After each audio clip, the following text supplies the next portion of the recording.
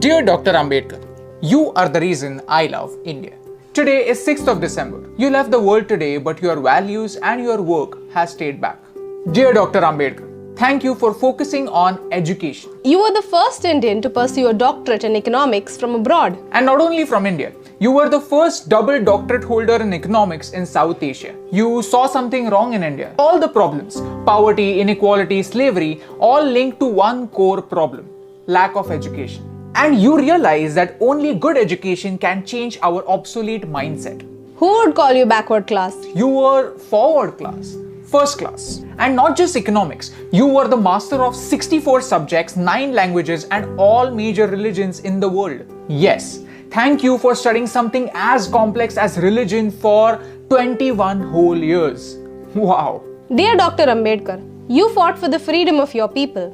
I mean, the people from villages. You had received world-class education from abroad after having struggled for your entire life, and yet you came back. You came back to make sure that your fellow Indians don't have to fight again.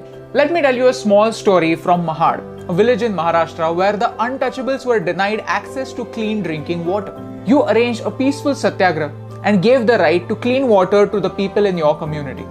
This was 2 years before Gandhiji's Salt March. You said, "We are not going to the Saudar tank to merely drink its water. We are going to the tank to assert that we too are human beings." Dear Dr. Ambedkar, thank you for considering knowledge as your true legacy. Your personal library, Rajgriha, has more than 50,000 books, and that remains the largest private library in the world. Dear Dr. Ambedkar, we as Indians were lucky to have a scholar like you to guide us and write our constitution. Building a nation is a mammoth task, and it was a victory for you, your passion for education, and the people of India that you took up this task. If you have a job, you have to thank Dr. Babasaheb Ambedkar because he changed the working hours from 14 hours a day to 8 hours a day.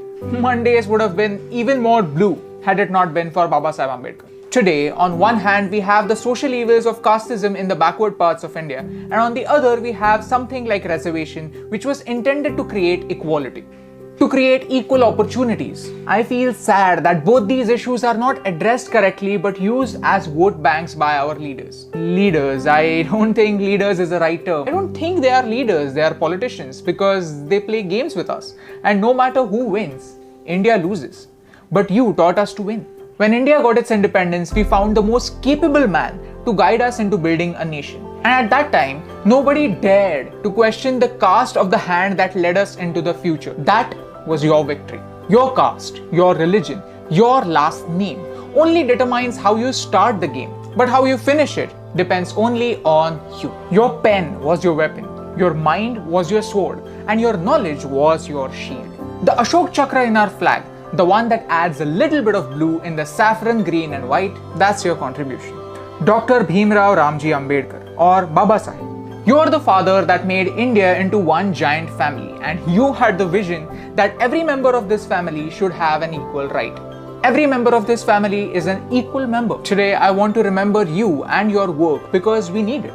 We need to realize that all of our problems have only one permanent solution: good education. Not the one that remains in the books, but the one that reflects in our action. You showed us how, and that's the reason why I love India.